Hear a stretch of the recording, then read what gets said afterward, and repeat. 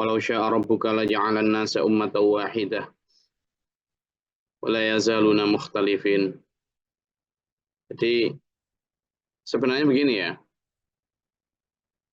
Perselisihan antar umat itu memang sudah kayak sunatullah. Bukan karena Allah membuat perselisihan, bukan ya, bukan. Allah selalu menyatakan untuk bersatulah wahai umat manusia, terutama di dalam ketauhidan. Perintah setiap para rasul itu yang Allah bawa itu selalu bicaranya adalah fa'budullaha illa iyahu wala yusyrik, dan kamu jangan pernah menyekutukan Allah dengan apapun. Perintahnya jelas, bersatu dalam menyembah Allah. Tetapi, nah itu tadi, manusia selalu berselisih. Nah, perselisihan ini itu sebenarnya sunatullah yang dimaksud begini. Bisa saja Allah itu menjadikan semua manusia itu beriman, semua manusia itu bersatu dalam satu, bisa aja. Tapi kenapa itu dibiarkan begitu? Ada beberapa tujuan. Allah menyatakan bahwa itu untuk menguji kamu. Gitu. Itu ada Allah. Jadi bisa jadi Allah memberi, bisa saja semua orang itu mau beriman, ya sangat mungkin gitu. Jika Allah berkehendaki seluruh orang beriman kepada Allah itu, tapi itu tidak mungkin. Kenapa? Karena sudah sunatullah. Sudah sunatullah. Untuk manusia itu tidak beriman, ada yang beriman. Makanya kan dalam fa'amanat ta'ifatum min bani Israil wa kafarat ta'ifah. Di antara umatnya Nabi Isa itu ya memang sudah begitu, fa'amanat ta'ifah. Ada yang beriman sebagian, wa kafarat ta'ifah, dan ada yang kafir sebagian. Ya memang sudah begitu. Gitu. Dan itu ada di beberapa ayat ya. Jadi karena memang Allah menyatakan la ikraha fiddin, tidak ada paksaan orang untuk begitu, karena memang itu Allah memberikan seperti itu untuk menguji kita. Ya, untuk menguji kita. Jadi ada ayat yang menyatakan kalau Allah menghendaki, mereka pasti tidak akan menyekutukan Allah. Jadi, dan kami juga tidak menjadikan kamu, wahai Muhammad, sebagai penjaga mereka. Ya sudah, itu mereka mau milih beriman atau tidak, itu urusan mereka. Ada banyak itu. Nah, di beberapa ayat tersebut, itu menunjukkan bahwa memang Allah sangat ini ya, sangat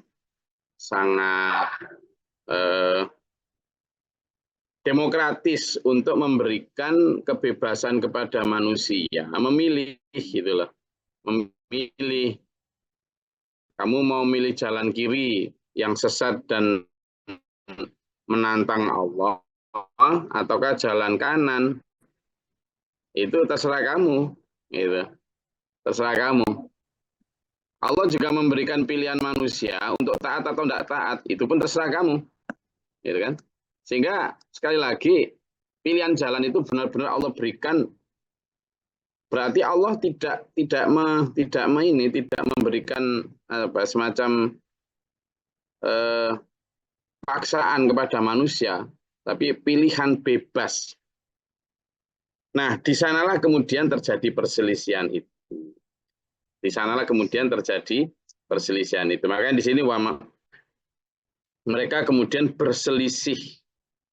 Ya. Nah, ada beberapa ayat yang menyerahkan tentang itu. Coba dibuka di surat Al-An'am ayat 107. Coba dibuka di surat Al-An'am ayat 107.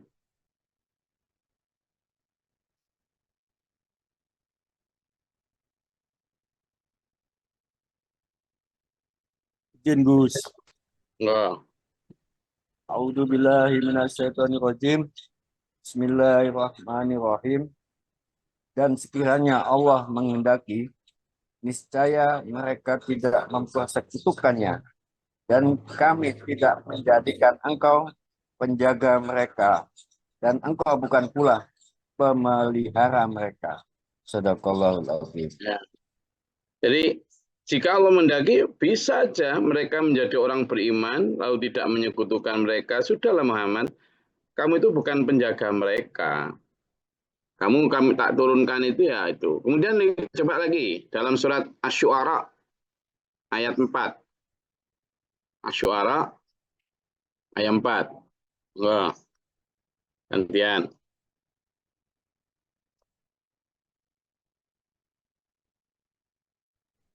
Izin Gus. Oke. Izin Gus. A'udzubillahi minasyaitonirrajim. Bismillahirrahmanirrahim. Jika kami menghendaki, niscaya kami turunkan kepada mereka mukjizat dari langit yang akan membuat tengkuk mereka tunduk dengan rendah hati kepadanya. Sadaqallahul azim. Terus Gus. Itu. Jadi kemudian coba lagi dibuka di surat Yunus ayat 99. Surat Yunus ayat 99.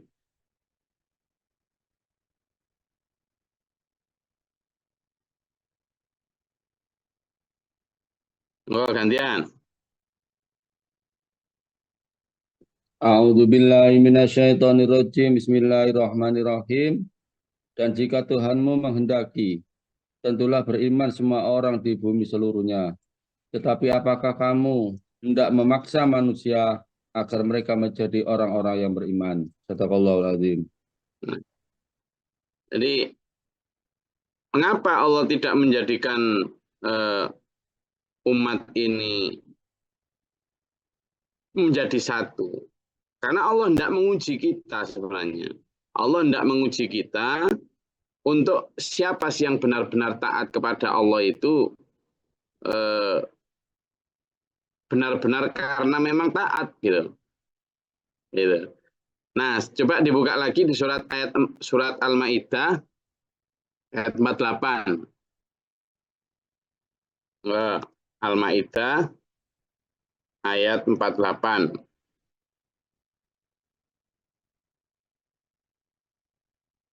Tahu?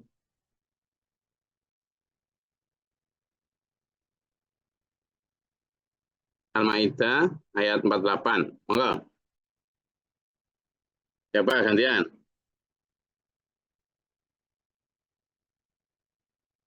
Apa ketemu? Al-Maidah ayat 48. Gampang surat Al-Maidah itu. Monggo. Izin Gus.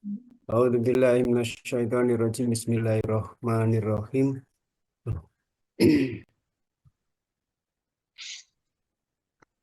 Seandainya Allah Subhanahu wa taala menghendaki, niscaya Dia akan menjadikanmu satu umat saja.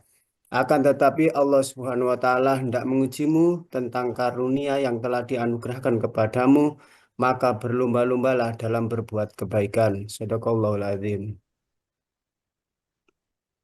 Ini maksud Allah membiarkan manusia untuk memilih jalan yang mau dipilih.